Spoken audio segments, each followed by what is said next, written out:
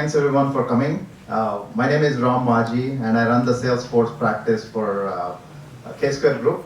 So KSquare Group is actually located in different countries. So we are headquartered in Dallas, but we have offices in Dominican Republic and also in Mexico, Merida, Mexico. And we have a small, location in India also. So we're a global consulting company. We do a lot of Salesforce and also we do a lot of digital technologies. And one of the things we are pushing in our company is do empowerment, women empowerment. So we actually hire equals. So basically we hire a lot of men and at the same time we hire a lot of women. So in our Mexico office and also in US, we have like 50-50. So we're trying to follow the Salesforce.com model. So, and I'm actually thrilled to partner with Swati and then Nanda and then make sure that we are doing this event. And this is just a start. We are going to do more of these events. And I know this is one of those long weekend times, but I appreciate all the speakers coming in. Mona, thank you so much for driving all the way from Austin, taking the busy schedule.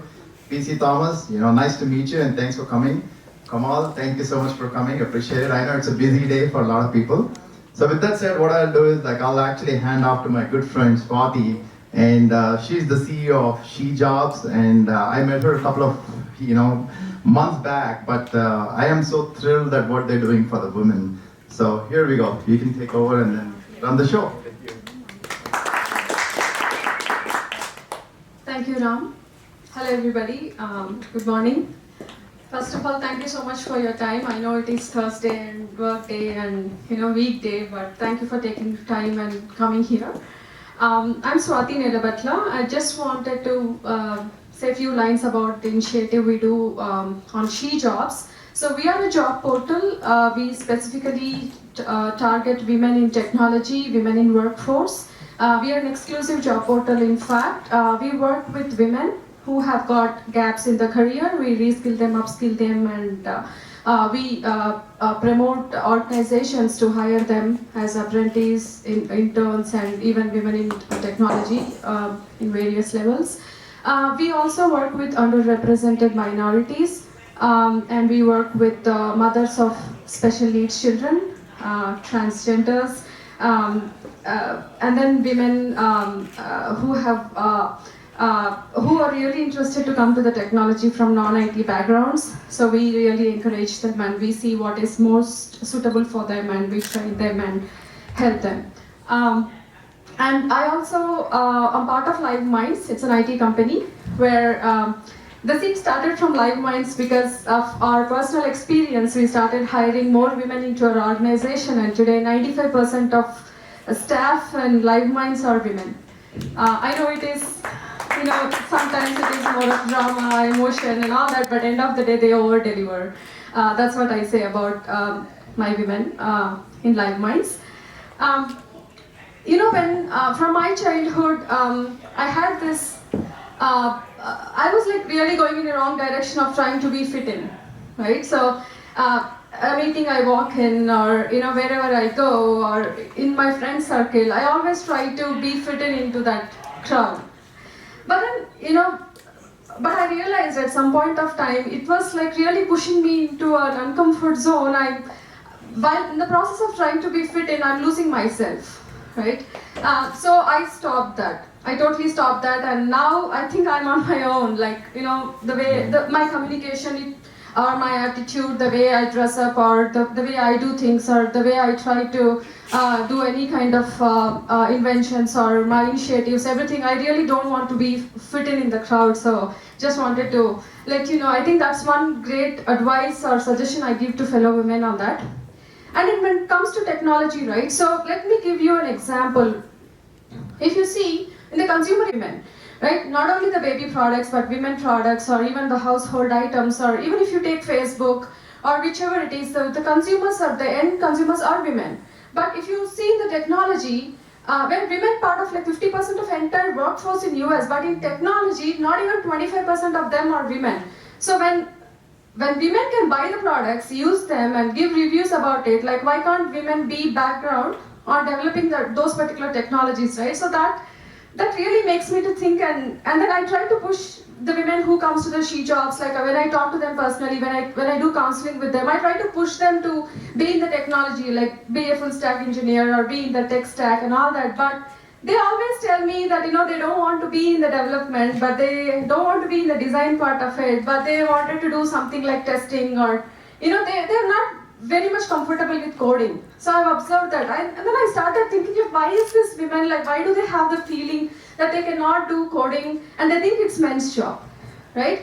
So I know I have some reasons, which I try to, console myself. Oh, okay, so, we are all with Barbie dolls, or we are with, nail polish parties in our birthdays and all. Whereas, if you take, children, male children, they are with automobiles and they're trying to fix something in the homes, and they're, from their childhood, they're being seen as, developing something, or, doing something, or in the engineering or anything. So I think maybe that stereotype is, happening right from the childhood, but not in some families, definitely. But I've seen that in my family, and I think in my friends' families, and even now I see women are more turned, they are being seen as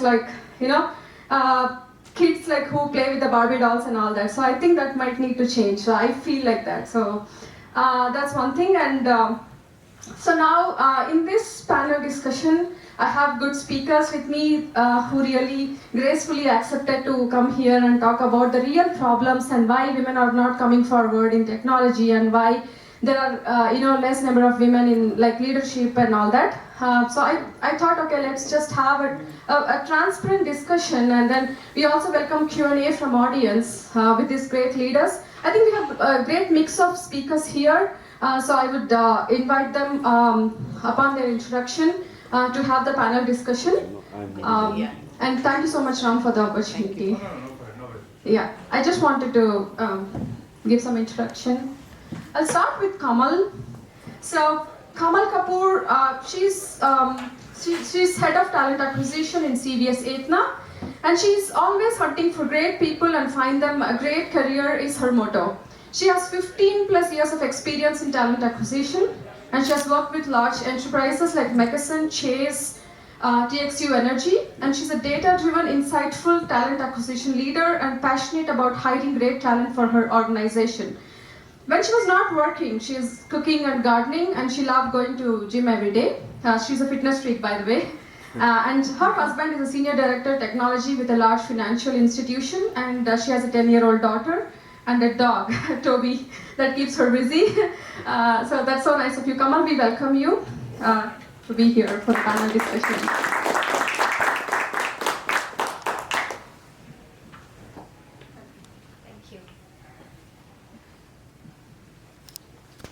Been working as a talent acquisition field for last 15-20 years. I started my career as a recruiter, but when I came to this country, HR was not my field. I come from a background in finance and accounting, and it just happened I got into this field, and that's why I want to let you know that as a woman, you can get into any field if you have passion. That my passion to work as a woman, being an independent person, made me get into this field and start working, because I always wanted to be in a workforce.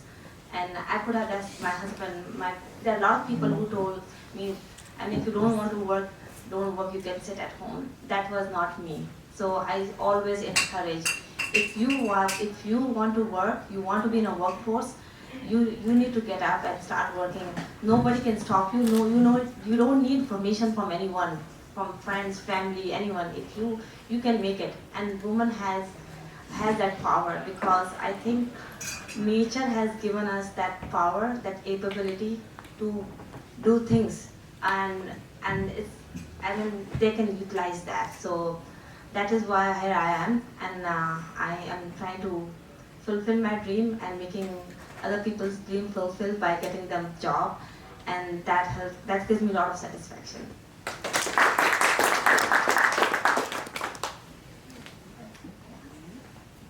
Thank you, Kamal. But we are eagerly waiting to hear from you. There's a lot more than this introduction. And next, let's add some diversity for these speakers. I know PC Thomas, who is known as PC among his colleagues, he's responsible for retail business in North America, South and West Coast. And his portfolio includes 30 plus client relationships. Currently, he's responsible for leading 4,000 plus team members globally, including India, US, Mexico, and Europe, across various industry domains such as retail, CPG, and travel, transportation, and hospitality for Tata Consultancy Services. So we welcome you for the panel discussion.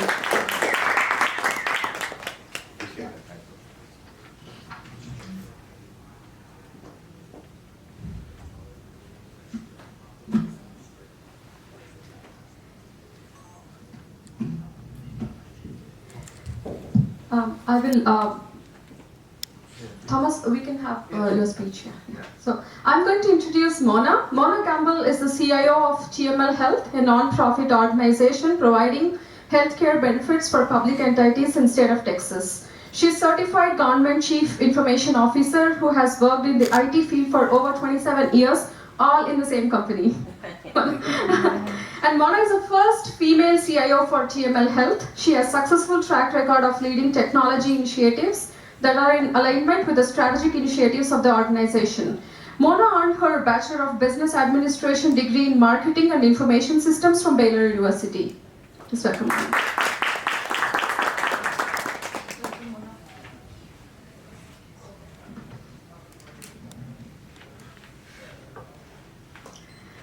So now that we have good lineup of panelists here, I have some good questions for you. Hope you are ready. So now, I think I've given my views on women in technology, right? So I want to start with Kamal and ask you a question on, about women in technology and the role you have here in the organization. So being head of talent acquisition, how important do you think is diversity in your organization? It's very important in CVS, and we are ranked number 24 in Diversity Inc. Among like list of 100 companies. So wow. That speaks a lot about like what we are doing right now. And we are heavily focused on promoting women in technology and leadership. We have a colleague resource group. That group promotes diversity and inclusion. And in that we have a woman that is, like, there is a group called Women Inspiring for Success and Leadership, and we promote women in that to grow. We mentor them, we provide them financial aid to pursue their education. We also train them to be a leader and pursue a career. There are technicians, there are pharmacists who want to pursue their career in technology. We internally we promote them, give them education, give them training to get into a technology workforce. Awesome, that's great. And then I've seen that news of CVS Atena being one of the top 25 diversity partners. We with SheJobs, we work with women who have got a lot of gaps in the career, and even with KSquare Group, they are more into Salesforce, and they wanted to hire more women, and they motivate a lot of women to come into technology and Salesforce. So what do you think these women have to, how do you think they need to brand themselves? What are some activities that they have to do to be part of women workforce? The biggest thing here is like me and our company, we do a return to work events. We encourage women to come, and then we let them know that we're going to train them and provide them flexibility, because most of these women, they are not coming to workforce because they have so much in their plate. They cannot come and work because they don't have a proper child care. So we provide a daycare at the facility. We provide them with education. We provide them with training so that they are back into their career. They should be supported not at the organization level, supported at all the levels, from the friends, family, everywhere. I emphasize more on that. And then we make sure that they feel comfortable in coming back. And that is the role we have to provide to them. That's great, Kamal. Mm-hmm. And Mona, you want to add some points to that? Sure, I'd love to.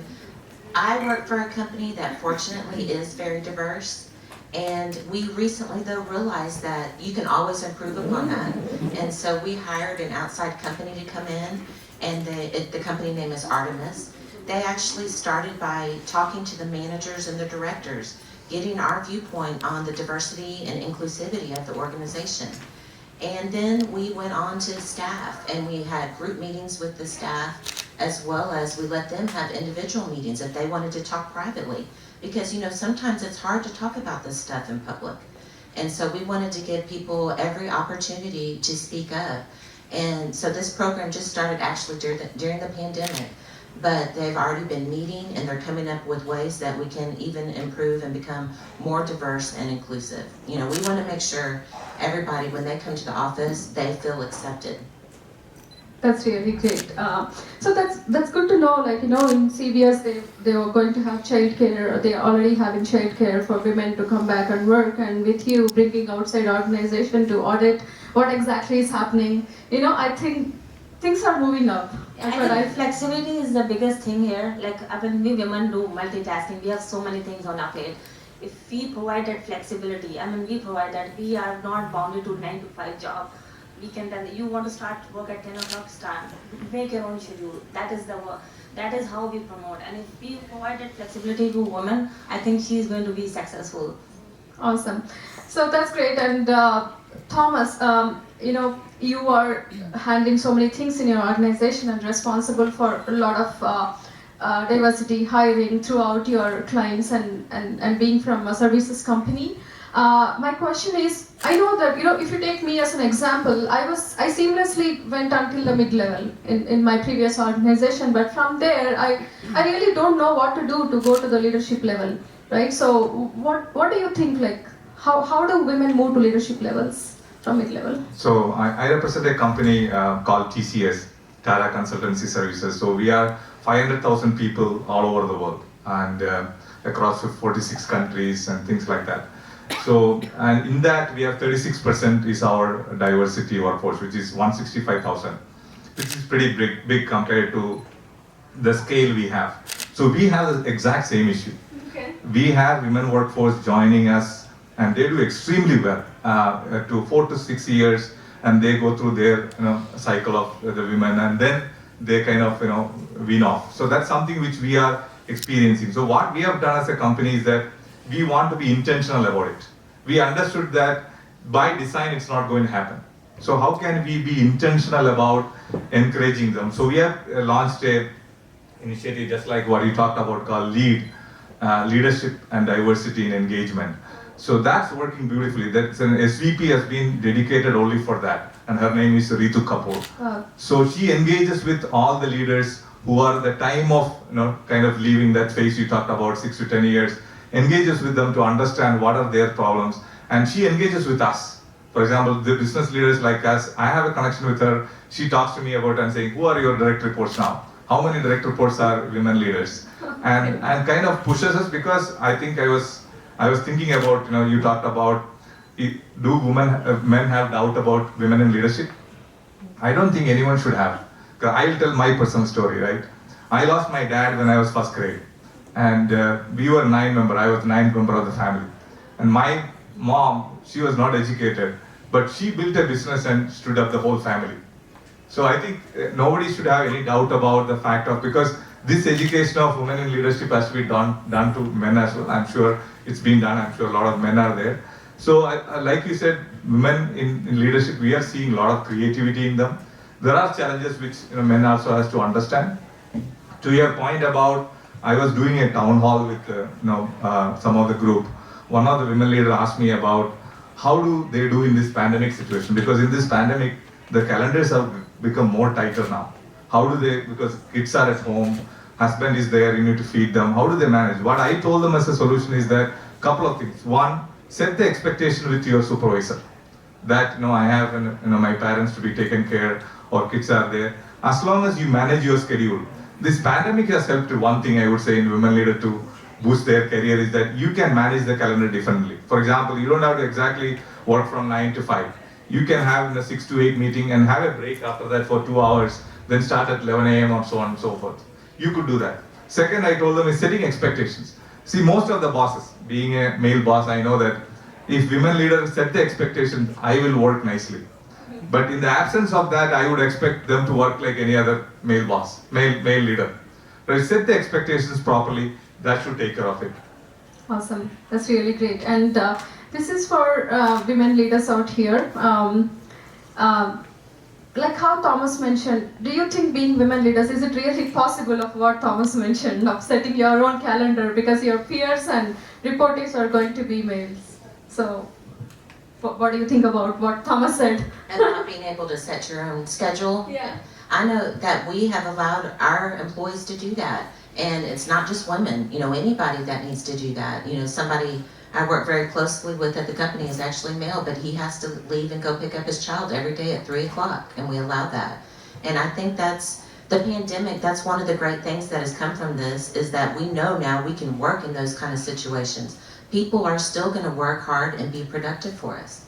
And I think for women, it opens the door to allow them to do the things they feel like they need to do outside of the office.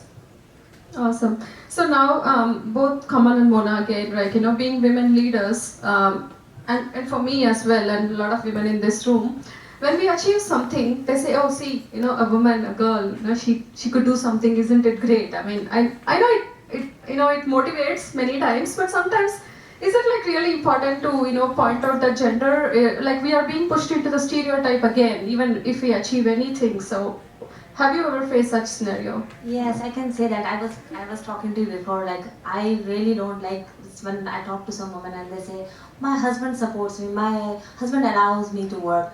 It's not like that he allows you, not like, I mean, do you allow him to work? Do you support him? It's a mutual thing. You are not less. When you are saying that they support me, I take permission, you are making yourself less. Don't make yourself less. You are equally important, you are equally like him. So that is what my motto is. Great. Trust me, this is not a feminist session. Yeah. But they're real inputs, what Kamal is giving, and what do you think, Mona? I think, when I hear somebody say, oh, that's a woman and she did that, I would love to be in a world where you don't have to say, that's a woman that did that. But the way I look at it is, the more we do that, the more we are going to get to that place where it is just commonplace to say, this person is successful, they did that, regardless of what their gender is. Yes. And Thomas, I'll ask a slightly different question to you than this. So imagine, you're from services industry and you deal with a lot of customers, and when there is a critical incident which is happening with the customer, do you trust a women leader solely responsible for that? To clear the issue, not about the background for the issue, but to clear the issue, do you think you will give the entire responsibility to women leader to make things happen there? I definitely do. I'm not telling only because I sit in this podium. When you are saying about diversity, arguably this is the first time in my history I am being on the diverse side. That's our intention. Trust me, Thomas. So that is very unique situation. For me, I think what I feel about my leadership principle is about trust. If you don't trust any leader, I don't think it matters with respect to gender. I think you will not be successful as a leader. When we assign an issue, like you said, a critical customer situation, what I will look for is that, will that person be able to do the job for me? And for me, I have a higher EQ. So I always think about, does this person have a support system to support me? For example, if that needs overnight work, I would think, is she or he is supporting someone who is, having an ailing parent, she cannot be awake at night. I kind of ask that question proactively to see that, can you do this job for me? Okay. So I think from my perspective as a leader, I really don't have second thoughts about assigning to any leader, no matter whether it is any female or male, to assign a task. Because like I said, that trust and the confidence has come from my personal life, right? Where I've seen someone who's delivering, so it builds that confidence in you that they can do a better job than sometimes a male candidate on the other side. Yeah, and Thomas, do you agree that, I know this is again a kind of a question I want to ask you. If I say that women underestimate themselves, and then if there is a success, they attribute it to the team, but if there is a failure, they attribute it to themselves personally. So, as a leader, leadership point of view, when there is an appraisal, when there is a salary hike or anything within your teams, like how do you see a woman's performance? Like, do you see it as a team's performance, or do you see, even though she's telling that it's a team's performance, like, I don't know, I'm sure this is kind of a different kind of question. Maybe if it makes you to think for future also, I'm good, but just like... I think I've seen both type of women leaders. Since the topic of the day today is women leaders, I've seen two type of women leaders. One type where, like you said, they kind of engulf the whole thing in for them. They become a mother for the team, right? They don't want to talk about themselves. They always think about their teams and things like that. On the other side, I also seen some women leaders who are very insecure about themselves, like you said. They want to talk about every small thing they've done, sending bigger emails, more than required. Like I said, as a leader, we have the bird's eye view, right? So I talk to my customer, I get a feedback from them. So they try to take every small thing and try to project it. So I think I've seen these both. Maybe I think, like you said about this initiative of educating women about how to deal with it as they transition from a technology individual career to a leadership career is something we should focus as part of this initiative.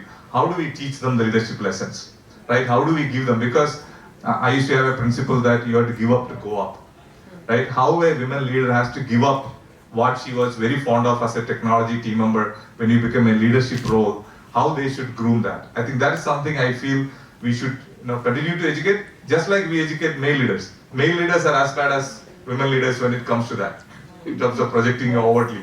So I don't think it is any gender situation, but I think we should continuously coach them, saying that you don't have to project so much, we know what you are doing and things like that. That continuous education might help in terms of leadership coaching. Because women, I think, are not getting enough leadership coaching. Because if you look at the stats, US is a 300 million population. In that 150, almost 50-50 gender parity. But the workforce is only 75,000.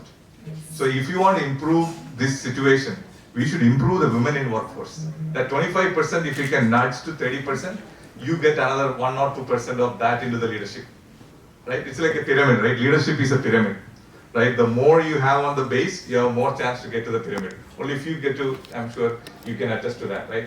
So how do you make sure that that is something which you maintain that? That's my personal point of view. Great. So now for women leaders here, I'll tweak that question and ask you, Mona, you are C-level, and it's not easy task for you to be in the same company for 24 years and then moving up in the ladder and coming to the C-level. So how do you see this? Was that easy for you, or like what do you want to talk about it? Yeah. Well, most of you know that typically, if you're in the technology field, it's male dominated. And so when I started off, I was actually a COBOL programmer. Y'all all look too young in here to know what that is, but okay, good. I'm not the only one.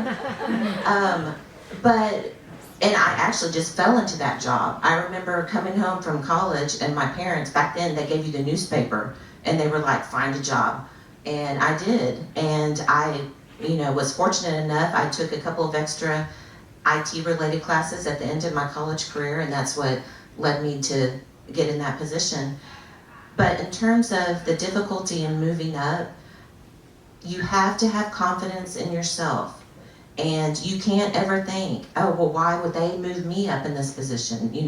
I'm a woman. That is not true. A woman brings so much to the table. And it does not matter if, that you're a woman, that you can do it no matter what. So I would say it was important in my career growth to have the confidence I needed to keep excelling and trying to move up in the ranks. And so I encourage you guys to do that too. Can I ask a question to the audience? Yeah. How many of y'all are in the technology field today? Okay, so maybe half. And so the ones that didn't raise your hand, is that a field you do want to get in? Not necessarily? Okay. All right, well that helps me tailor the discussion to not talk about just technology. But, I guess you are here because you want to know how to be a successful leader as a woman. So you can do that. Yeah. But may not be in this audience, but we have audience in Zoom as well. And then, so basically we have all groups of women who joined. But I want to get this fact out. I'm trying to get this fact out from you and Kamal, was it an easy thing for you to, come to wherever you are now? I'll just say one thing, that as a woman, you recognize and embrace your uniqueness. If you recognize and embrace your uniqueness, you will grow and you try to achieve what you are trying to achieve. You'll become a leader. and you should not shy out from trying different things. And I've seen like most of the women, they try to strive perfectionism. Perfectionism will not lead you to success. Try. You might fail, but try. Give a shot. That is what my advice to every woman over here and everywhere it is. Mona. You might be also asking, because as women, we typically have a lot going on outside of our work life, if that makes it difficult. And it does, absolutely. Even, I was talking to Sarah about this earlier, with the pandemic, we've been home. I only have pets at home right now, but I'm worried about going back into the office, So as women, whatever our responsibilities are outside of the workforce, that does make it difficult because you have to make that decision. Can you be a good mother or a good spouse and be a good leader? And the answer to that is yes. And I encourage you, to do that. Invest in yourself, especially, if you have kids or people looking up to you, just think what a role model that is to them, for them to see you to move outside of the home and try to better yourself. Great. And that's true, Mona. We always, whatever we do, that there is some kind of guilt going on background of our mind that, our kids are there, our pets are there, and I need to go home and cook and all that. So I think that's kind of a mental block where always women have. I think we all need to overcome on that. And Thomas, from your organization point of view, what kind of organizational change you are trying to bring in to add more women into your workforce? Because you are one of the highest, highest percentage of workforce. You usually hire always. So, and if to add more women into your organization, so what is that something you wanted to? So, couple of things we are doing, like I talked about it from a leadership angle, because we believe the women attrition is happening because there is not enough role models. For example, if there are business unit heads who are headed by a woman, then we believe that there is a good chance of seeing. For example, all of us being a male leader on this side, I look upon somebody to see, how can I be like that? So the mere fact that there are women leaders there, so the kids who are growing up, they need to see that. I'm sure you would have seen when Kamala Harris became vice president, there are a lot of good, paintings around how a kid imagining one day she walking into the White House. So that's what we need. I think the same thing is applicable. Today, if you look at it, we are only 6% of the CEOs are the Fortune 100 CEOs today. So I think there has to be a progression in a merit-based, performance-based improvement on that. I think that has to come from the root, I feel. Like I talked about it today, only 25% of the workforce are women. If we are able to improve that couple of 10% up, then the whole chain will go up. We cannot only look at the top down, we should look at bottom up. That's my perspective about how you should improve that. Awesome, that's nice. And do you want to talk about TML Health on their initiatives on adding more diversity and inclusion? Yes, and so I mentioned briefly previously that we have a new committee that's dedicated to this. And what's interesting about the committee, when we first formed it, it was all managers and C-level staff. Well, that's not very inclusive or diverse. And so obviously that was something we corrected, and now we've brought in people from all over the company, and they are working towards making policies and procedures for our organization to make sure we are more diverse and more inclusive. And in technology, typically you get male candidates, but we want to make sure that we're trying to pull in those female candidates as well. We want to be able to choose from a diverse pool of candidates, just like PC's saying. I mean, you have to start there. Get the base people in the door, and then you can help elevate them by mentoring them to be into leadership positions. Awesome. Thank you, Mona. And with Kamal, you are in technology, and what kind of you want women to apply for your position, so you want to say something? Yes, sir. So recently I with CVS, I was hiring before that's in software engineering and other, but CVS, I'm more into analytics, like behavioral change. We are hiring more and more data scientists, like machine learning, Python, those kind of folks. And I've seen a lot of women getting into this field and fresh out of college, graduate. I was surprised to see. And these are Asian women, like from India and China. And I'm seeing there are a lot of women in there, but we need more. we need to let our girls take those classes, take their choices, and getting into data science, becoming a data scientist or data engineering. So I mean, CVS and Atena, we are like, I mean, by the end of this year, we are target to hire 600 to 700 people in analytics and enterprise behavioral changes. So we are, I mean, we are hiring and we are focusing on diversity and inclusion. That's great. So I think we can send women in your way of whoever into the machine learning. You have friends, colleagues into this field. Just send it over. I mean, send it over to me. So you can send to Swati, and she can send it over to me. I mean, we are hiring. Great. So now I'll open this for your own individual thoughts. Not my questions or answers to my questions, but I just want to start with Thomas, and then we just need to hear from you on how does women should think, how do they transform themselves, how will they go, anything about like to push more women into technology. Yeah. Leaning into some of the things you talked about it, at an abstract level you will think that okay, there are data science opportunities, there is an AI ML, but the people to get qualified is a different ballgame, if I may say that on behalf of you. Right? Just because you know bookish some knowledge, you may not get it, because you are competing with, like you said, the same male talent on sitting on the other side. So the question we should ask ourselves is that how can we create an infrastructure and a small project for our women budding leaders or technology people to get some hands-on experience on an ML project? Because just to differentiate between data engineering and data science, so there is a big phenomenon going on in technology called cloud now, right? All of you might have by now heard about it. So the cloud needs a couple of activities. There is already data sitting in their existing, their premise. We need to move that. So data migration, data engineering, that is another skill which is really of hot right now. So once the data gets in the cloud, the businesses like Atena and other companies want to drive analytics, because there is some phenomena happening called digital giants. I was telling you about earlier. These digital giants are driving the growth of their company overnight through this data analytics. So for example, earlier if you want to get a loan from a company, in a banking company, it takes months to underwrite that, right? But if you have enough data about me and my records, my transaction, and if they have a belief on me through the algorithms, they don't need to wait for 3 days, 4 days to do the paperwork. They are able to give in within minutes bank loans. So that's a change that's going to happen to industry. Similarly for insurance or any kind of activity which we do, these industries are being disrupted, right?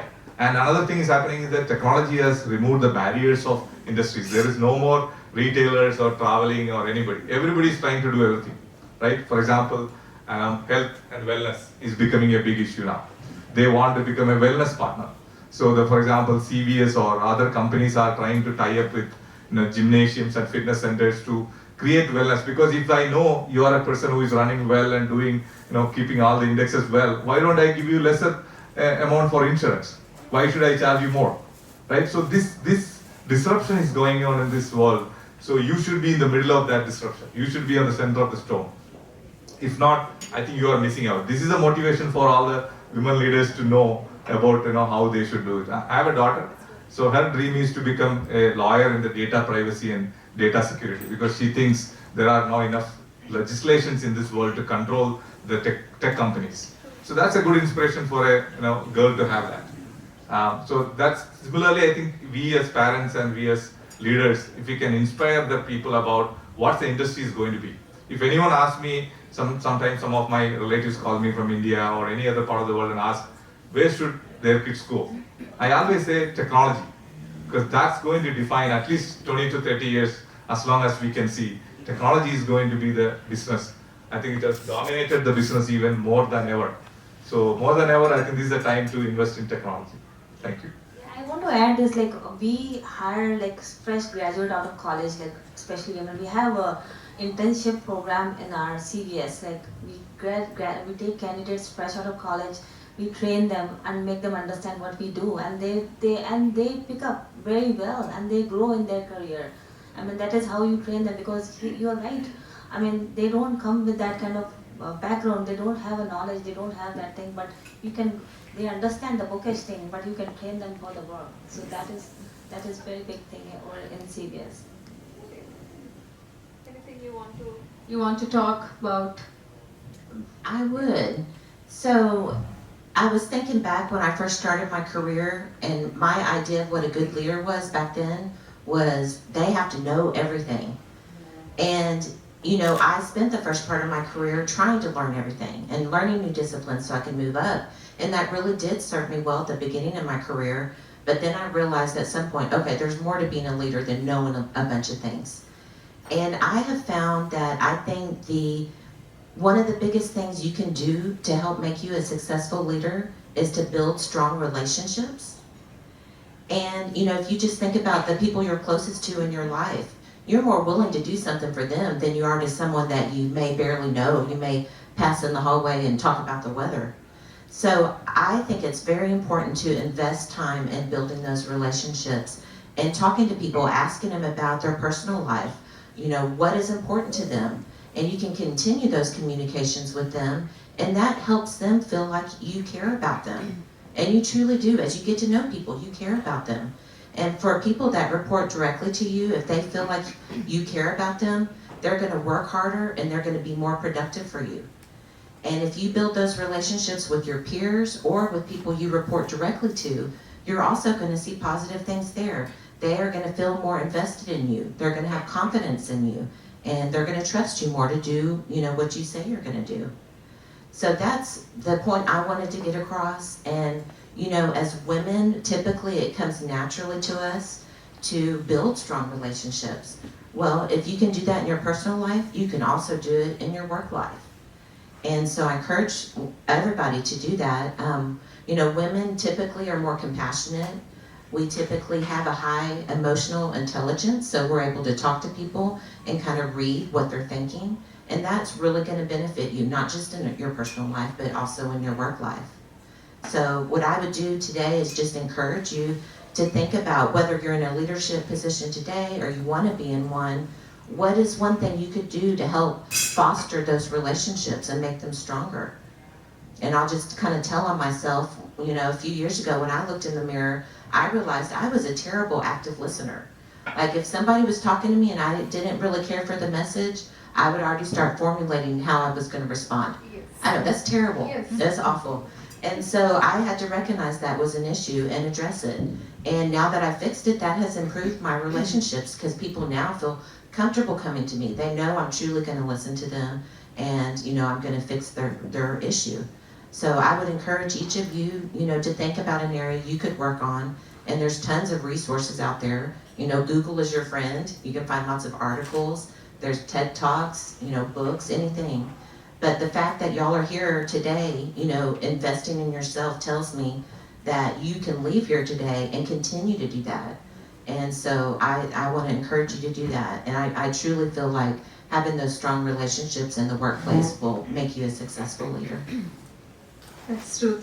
So nice of you to mention what I'm sure that everybody of us has some weakness, right, in the beginning of our career. So literally, if I have to remember, my first weakness and my thought process was that, you know, I can never able to talk a good English, right? So I had that feeling that I don't have great communication skills, but I thought, okay, let me fight with it, that's okay. I mean, as long as I communicate, you know, what I wanted to, I think that matters most. And the second one, when I was in engineering, there's a subject called engineering drawing. I started failing in it in every semester. So I thought, okay, I think, I assumed that I'm not fit for engineering that time. Because like every semester, literally I failed in that. So then I thought, okay, engineering drawing is not end of the world, right? There are so much things to do in our career. So, you know, I think constantly reminding ourselves that, you know, we are much better than what we think and we are stronger than what we think is what is important.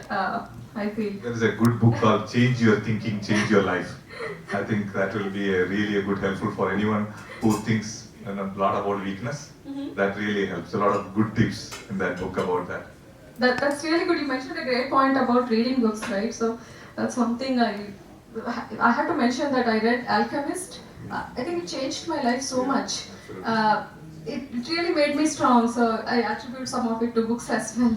but I'll read that book. I didn't read it. I can add to like you should have your own, like you know what is your uniqueness, and you need to recognize that uniqueness and try to sell that and grow in that.